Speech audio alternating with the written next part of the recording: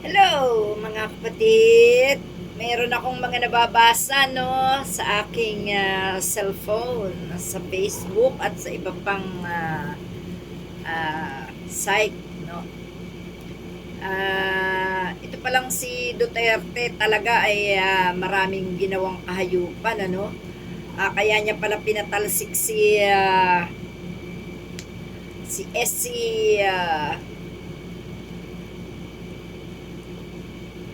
si Ombudsman Karandang ay dahil ipinalalabas ang kanyang salin, no? Ito nga ano, sabi nga, wait lang po, aha.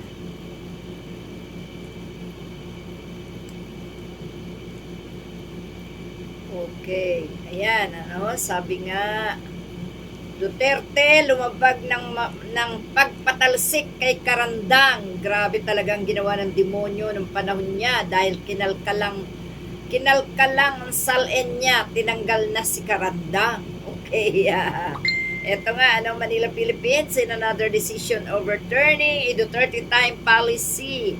The Supreme Court, 3rd Division voided Malacanang order that fired the overall Deputy Ombudsman, no? Who handled the probe into former President Rodrigo Duterte's wealth. The 3rd Division, through the ruling penned by Associate Justice Maria Filomena Singh, also voided the June 14, 2019 Office of the Ombudsman. Ayan, no? That the ordered Melchor Artur Karandang to cease from serving as ODO, and declared his post vacant. On top of this, the SC 3rd Division also ruled that Karandang is entitled to all retirement benefits effective until his term's expiration. Duterte fired Karandang in 2018, but the latter was supposed to retire in 2020.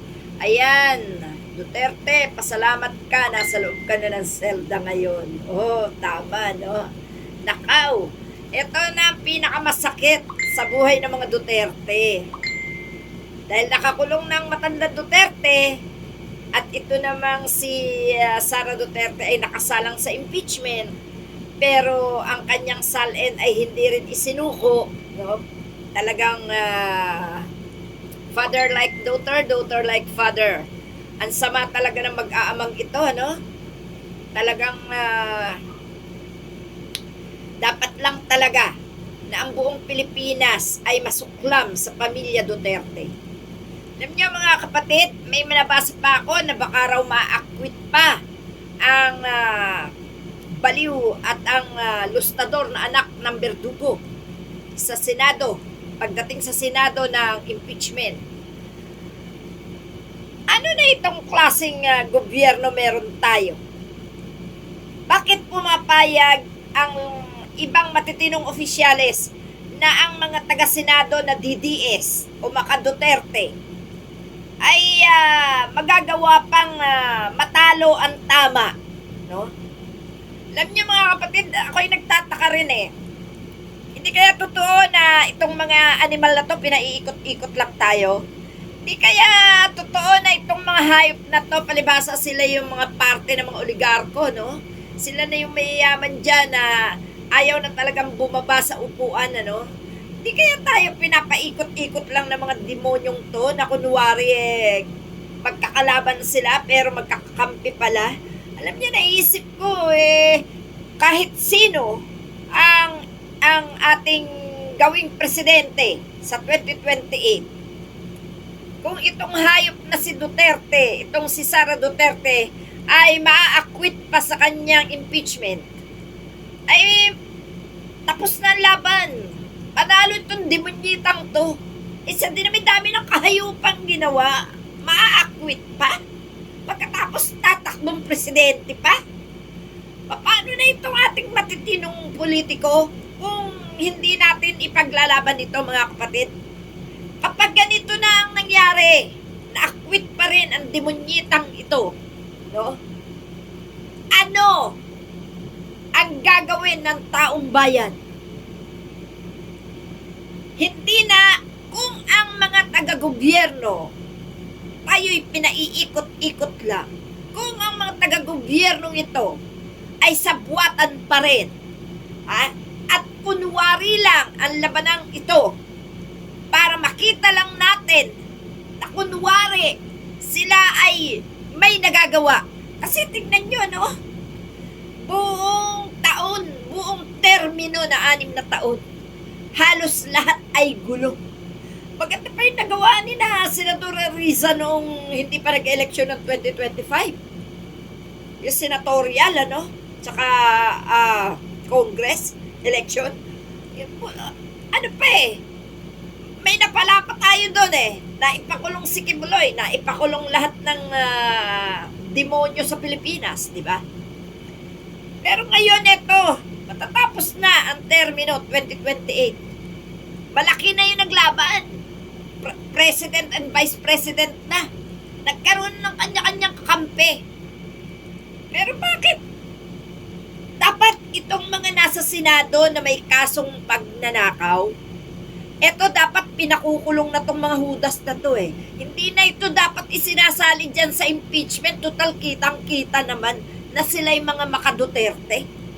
Yes! Hindi nga nila naintindihan yung fourth wheel na sinasabi, no? Kung ano-ano pa ang ginagawa nilang pang-delay sa kaso ng impeachment, no? Mga delay tactic nila, kesyo, pinag-aaralan kung ano talaga yung fourth wheel. Alam nyo, hindi naman mga Pilipino yan Pag itinuro na isang beses sa eskwelahan, kung ano ibig sabihin, alam na yan Nagtatanga-tangahan lang ang mga senador na yan. Dahil habang tumatagal pa ang impeachment ni Sara Duterte, pinag-aaralan nila kung paano pang isusunod nilang delay tactic.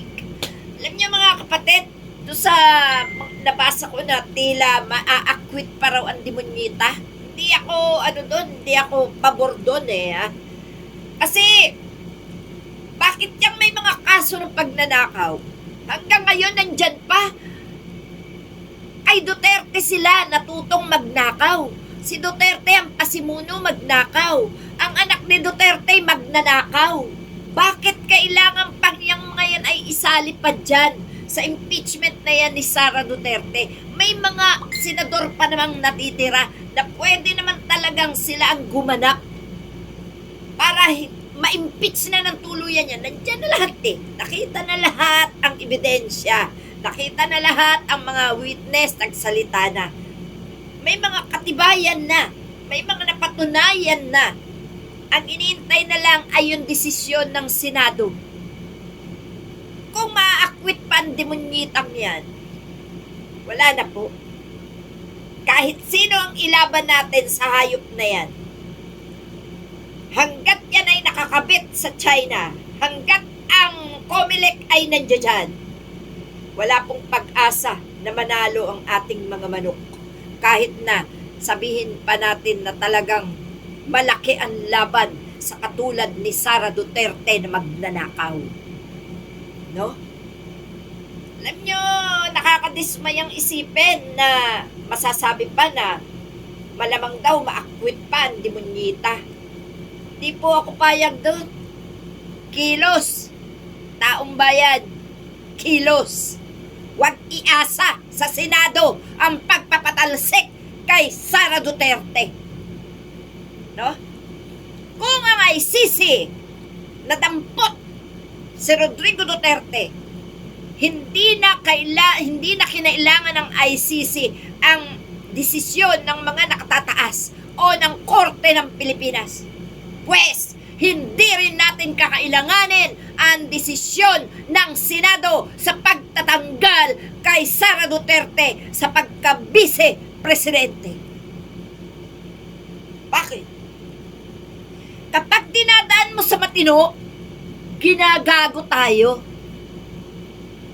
Ang sabi nga ng matatanda, kung di mo makuha sa santong dasalan, kunin mo sa santong paspasan.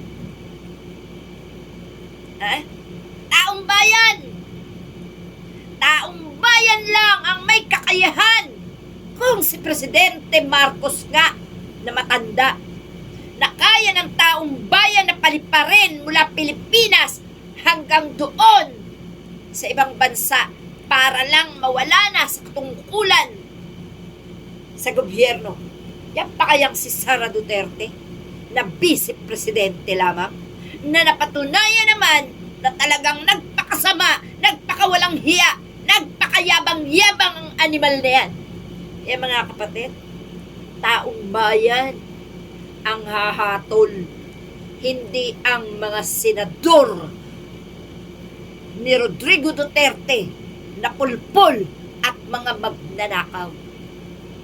Aasa ba natin? Iaasa ba natin sa mga magnanakaw ang desisyon? Hindi, mga kapatid. Subukan nila. Dahil sagad na ang taong bayan. Sagad na! Sagad na sagad na! Ipinagmamalaki pa ng mga hudas, ng mga DDS. 3 Duterte daw ang nakaupo sa gobyerno. Wala tayong pakialam. 3 nga lang yan. Yan pa kaya ang hindi kayanin ng bayan. Kung noon ngang 1986, presidente kinaya ng taong bayan. Yan pa kayang mga anak ng berdugo at mga salot sa bayan. Sindikatong Duterte dapat pagkaisahan na ng buong Pilipinas, buong mamamayan. Kung ang mga DDS ay nagpapakatanga, wala na tayo sa kanilang pakialam. Mas marami ang nasa katotohanan, ang nasa matinong pag-iisip, ang nasa tamang pananaw. Huwag asahan ang Senado. Ang asahan natin, mga kapatid, yung sarili nating lakas, yung sarili nating pagkakaisa at sarili nating desisyon sapagkat tayong may karapatan dahil tayo ang bumoboto sa mga nakaupo sa gobyerno. Tayo ang naglagay, tayo ang magtatanggal. Yan lang po, mga kapatid.